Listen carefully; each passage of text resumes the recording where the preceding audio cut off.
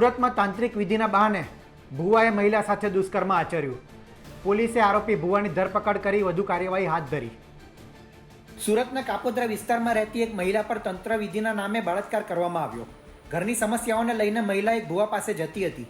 આ ભુવો મહિલાના સગામાં હતો, જેથી તેના પર ભરોસો રાખીને મહિલા પોતાની સમસ્યાના નિવારણ માટે જતી હતી. ભુવો અમરેલીથી આવીને પીડિતાના ઘરે રોકાયો હતો, જ્યાં તેણે મંત્ર જાપ કર્યા હતા. પીડિતા અને તેના પતિ સાથે તેમણે તાંત્રિક વિધિ કરી હતી, જે બાદ દંપતીને નિવસ્ત્ર થવા કહ્યું હતું. ધાર્મિક વિધિના બહાને ભુવાએ મહિલાને રૂમમાં એકલી બોલાવી હતી. તાંત્રિકે ઘરમાં બધું સારું થઈ જશે તેવું આશ્વાસન આપી મહિલા સાથે બળજબરીપૂર્વક દુષ્કર્મ આચર્યું છે. પીડિતાનો દાવો છે કે ભુવાએ કોઈક વિધિ કરીને તેને વશમાં કરી હતી, જે બાદ તેની સાથે દુષ્કર્મ ગુજાર્યું. મહિલાને ઘટનાની જાણ થતાં તેણે સમગ્ર આપવીતી તેના પરિવારને જણાવી. પરિવારજનોએ 10 માર્ચના રોજ કાપોદ્રા પોલીસ મથકે પોલીસ ફરિયાદ નોંધાવી.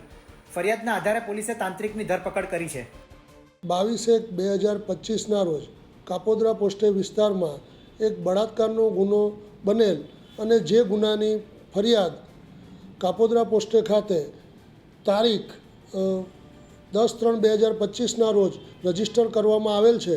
જે ગુનાના કામે હકીકત એવી છે કે આ કામના ભોગ બનનાર અને ફરિયાદી અને આ કામના આરોપી, જેઓનું નામ ભરતભાઈ કડવાભાઈ કુંજળિયા, રહેવાસી સરખા, તાલુકો ધારી, જિલ્લે અમરેલીનાઓ, જેઓ મામા ફોઈના સગા થતા હોય અને ઉપરોક્ત આરોપી ભુવા તરીકેનું કામ કરતા હોય, તેઓએ ધાર્મિક વિધિ કરવાના બહાને ભોગ બનનારને રૂમમાં એકલા રાખી તેઓની સાથે બળજબરી કરી અને તેઓની સાથે દુષ્કર્મ આચરેલ હોય, જે અનુસંધાને કાપોદ્રા પોલીસ સ્ટેશન ખાતે ગુનો રજીસ્ટર કરવામાં આવેલ અને આ ગુનાની તપાસ point Shri MB અવસુરા Kapodra police સ્ટેશનનાઓ કરી રહેલ છે.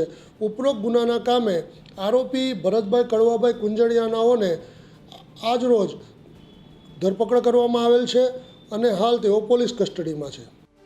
પોલીસ દ્વારા ધરપકડ કરાયેલા તાંત્રિકનું નામ ભરતભાઈ કુંજાડિયા છે, જે અમરેલી જિલ્લાના ધારીનો રહેવાસી છે. ભુવો ધાર્મિક વિધિના બહાને સુરત આવતો જતો હતો.